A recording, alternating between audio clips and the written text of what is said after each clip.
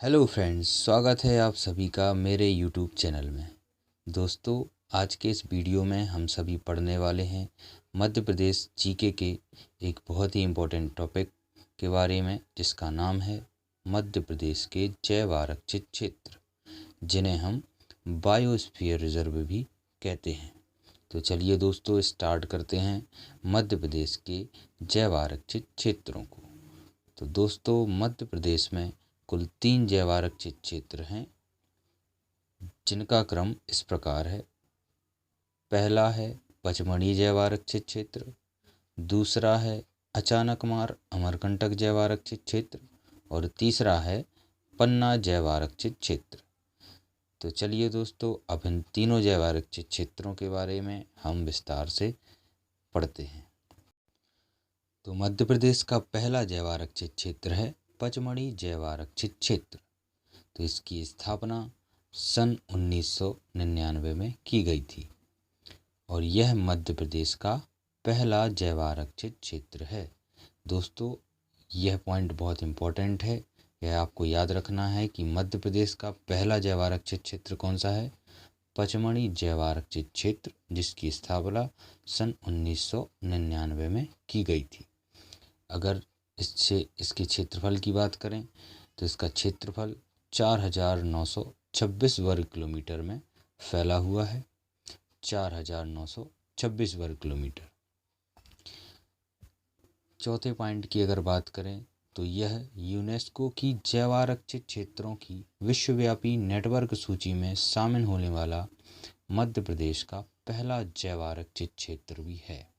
तो दोस्तों, यूनेस्को की सूची में शामिल होने वाला मध्य प्रदेश का पहला जैव आरक्षित क्षेत्र कौन सा है?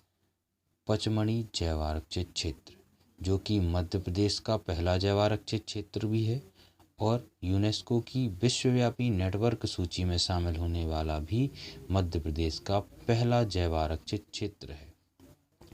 अगर इसके यूनेस्को में शामिल होने के वर्ष की बात करें तो यह सन 2009 में यूनेस्को की इस सूची में शामिल किया गया था, सन 2009 में।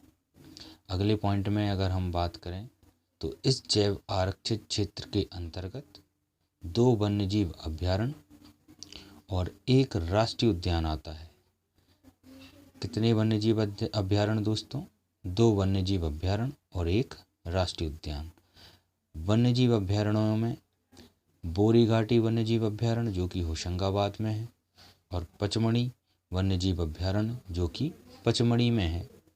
और राष्ट्रीय उद्यान की बात करें तो सतपुड़ा राष्ट्रीय उद्यान, जो कि होशंगाबाद में है, वह इस जैव आरक्षित क्षेत्र के अंतर्गत आता है। तो दोस्तों, यहाँ हमने मध्य प्रदेश के पहले जैव आरक्षित क्षेत्र पचमढ़ी जैव आरक्षित क्षेत्र के बारे में पूरी महत्वपूर्ण जानकारियाँ प्राप्त कर ली हैं। अब हम आगे बढ़ते हैं और पढ़ते हैं मध्य प्रदेश के दूसरे जैव आरक्षित क्षेत्र के बारे में। तो दोस्तों, मध्य प्रदेश का दूसरा जैव आरक्षित क्षेत्र है अचानकमार अमरकंटक जैव आरक्षित क्षेत्र। दोस्तों, इसकी स्थापना सन 2005 में की गई थी और यह मध्य प्रदेश का दूसरा जैव आरक्षित क्षेत्र है। इसके क्षेत्रफल की बात करें तो यह 3,835 वर्ग किलोमीटर में फैला हुआ है। 3,835 वर्ग किलोमीटर में। और दोस्तों, चौथे पॉइंट में जैसा कि आप देख सकते हैं कि यह 2 राज्यों में, छत्तीसगढ़ और मध्य प्रदेश राज्य में फैला हुआ है। तो यह पॉइंट बहुत इम्पोर्टेंट है कि मध्य प्रदेश का जो दूसरा जैव आरक्षित क्षेत्र है अचानकमार अमरकंटक जैव आरक्षित क्षेत्र, वह कुल 2 राज्यों में फैला हुआ है, छत्तीसगढ़ राज्य और मध्य प्रदेश में। अगले पॉइंट में अगर हम देखें तो इसका ज़्यादातर क्षेत्रफल, लगभग 68% क्षेत्रफल छत्तीसगढ़ के अंतर्गत आता है और शेष 32% क्षेत्रफल मध्य प्रदेश राज्य में स्थित है। तो इसका अधिकतर क्षेत्रफल छत्तीसगढ़ के अंतर्गत आता है। नेक्स्ट पॉइंट की अगर हम बात करें तो यह मध्य प्रदेश के अनूपपुर और डिंडोरी जिले में और छत्तीसगढ़ के बिलासपुर जिले में फैला है। तो छत्तीसगढ़ के बिलासपुर जिले में आता है और मध्य प्रदेश के अनूपपुर और डिंडोरी जिले में इसका क्षेत्र आता है। नेक्स्ट पॉइंट पे हम बात करें तो यह यूनेस्को की जैव आरक्षित क्षेत्रों की विश्वव्यापी नेटवर्क सूची में शामिल होने वाला मध्य प्रदेश का दूसरा जैव आरक्षित क्षेत्र है। तो दोस्तों, अचानकमार अमरकंटक जैव आरक्षित क्षेत्र दूसरा ऐसा जैव आरक्षित क्षेत्र है मध्य प्रदेश का जिसे यूनेस्को ने अपनी विश्वव्यापी नेटवर्क सूची में शामिल किया है और इसे यूनेस्को ने सन 2012 में अपनी इस सूची में शामिल किया था। नेक्स्ट पॉइंट और लास्ट पॉइंट की अगर हम बात करें तो अचानकमार का क्षेत्र छत्तीसगढ़ के अंतर्गत आता है और अमरकंटक का क्षेत्र मध्य प्रदेश में आता है और इसी के अनुसार इस जैव आरक्षित क्षेत्र का नाम अचानकमार अमरकंटक जैव आरक्षित क्षेत्र रखा गया है। तो यदि एग्ज़ाम में आता है कि अचानकमार का क्षेत्र किस राज्य में स्थित है तो वह छत्तीसगढ़ में, और अगर अमरकंटक की बात करें तो यह क्षेत्र मध्य प्रदेश के अंतर्गत आता है। तो दोस्तों, इस प्रकार हमने मध्य प्रदेश के दूसरे जैव आरक्षित क्षेत्र अचानकमार अमरकंटक जैव आरक्षित क्षेत्र के बारे में पूरी जानकारी प्राप्त कर ली है और अब हम चलते हैं मध्य प्रदेश के तीसरे जैव आरक्षित क्षेत्र की ओर। तो दोस्तों, मध्य प्रदेश का तीसरा और अंतिम जैव आरक्षित क्षेत्र है पन्ना जैव आरक्षित क्षेत्र और इस क्षेत्र की स्थापना 2011 में की गई थी। क्षेत्रफल की बात करें तो यह 542 वर्ग किलोमीटर क्षेत्रफल में फैला हुआ है और यह मध्य प्रदेश के पन्ना और छतरपुर जिले में फैला है। मध्य प्रदेश के पन्ना और छतरपुर जिले में।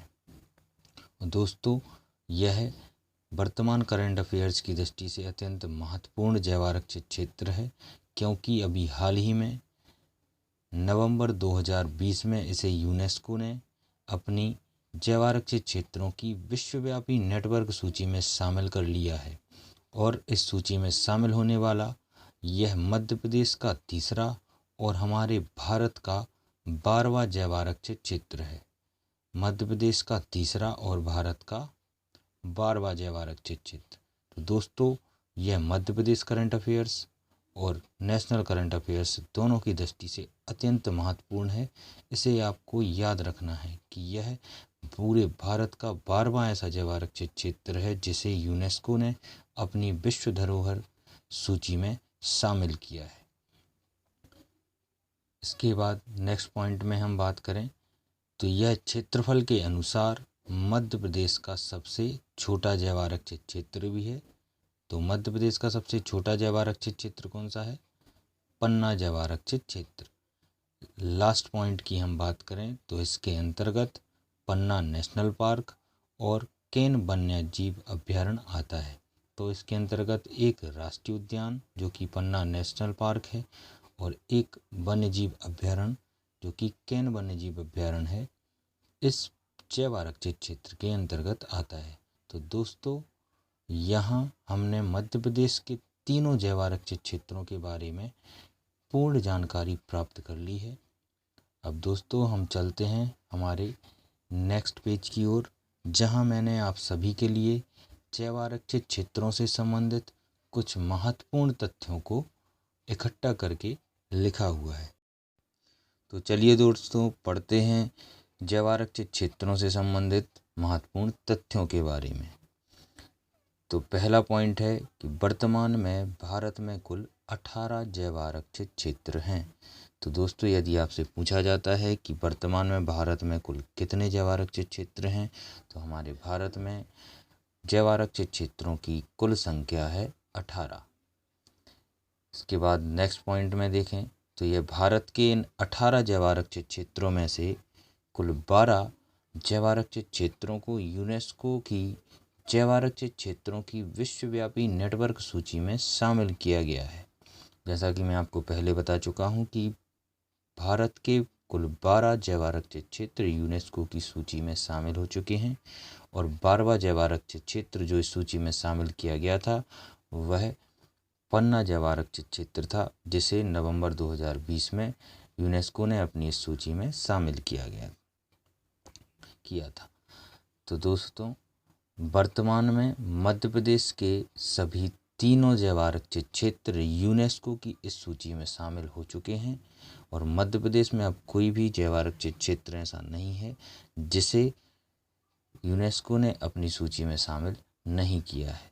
अगर हम बात करें तो मध्य प्रदेश का पहला जैव आरक्षित क्षेत्र जो इस सूची में शामिल किया गया था वह था पचमढ़ी जैव आरक्षित क्षेत्र, जिसे 2009 में इस सूची में शामिल किया गया। इसके बाद दूसरा जैव आरक्षित क्षेत्र था अचानकमार अमरकंटक जैव आरक्षित क्षेत्र, जिसे सन 2012 में यूनेस्को ने अपनी सूची में शामिल किया।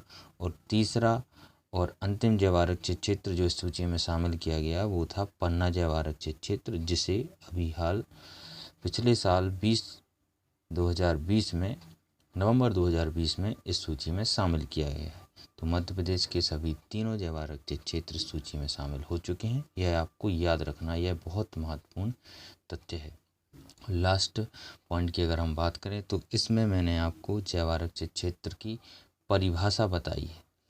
इसमें लिखा गया है कि जैव आरक्षित क्षेत्रों में उस क्षेत्र में पाई जाने वाली सभी प्रकार के पेड़ पौधों, जीव जंतुओं और आदिवासियों की प्रजातियों को संरक्षित किया जाता है। तो दोस्तों, ऐसे प्राकृतिक प्रदेश जहां सभी प्रकार के पेड़ पौधों, जीव जंतुओं और यहाँ तक कि आदिवासियों की प्रजातियों को संरक्षित किया जाता है, ऐसे प्राकृतिक प्रदेशों को जैव आरक्षित क्षेत्र कहते हैं। जैसा कि आप देख सकते हैं कि पेड़ पौधों की प्रजातियों को हम फ्लोरा कहते हैं और जीव जंतुओं की प्रजातियों को फौना कहा जाता है और आदिवासियों को ट्राइब्स कहा जाता है। तो दोस्तों, इस प्रकार ये महत्वपूर्ण तथ्य आपको याद रखने हैं और यहाँ हमने इन महत्वपूर्ण तथ्यों को भी पूरा कर लिया है। अब लास्ट में मैंने आप सभी के लिए एक महत्वपूर्ण प्रश्न रखा हुआ है जिसका उत्तर आपको देना है। तो चलिए दोस्तों, चलते हैं हम आज के सवाल की ओर। तो आज का सवाल है, भारत का पहला जैव आरक्षित क्षेत्र कौन सा है? भारत का पहला जैव आरक्षित क्षेत्र कौन सा है? तो दोस्तों, इस प्रश्न का उत्तर आपको कमेंट बॉक्स में कमेंट करना है। और इसी के साथ ही हमारा आज का वीडियो समाप्त होता है। आशा करता हूँ आपको यह वीडियो पसंद आया होगा और यह वीडियो आपके आने वाली प्रतियोगी परीक्षाओं में आपके लिए उपयोगी सिद्ध होगा। इसी के साथ आप सभी का बहुत बहुत धन्यवाद। जय हिंद, जय भारत।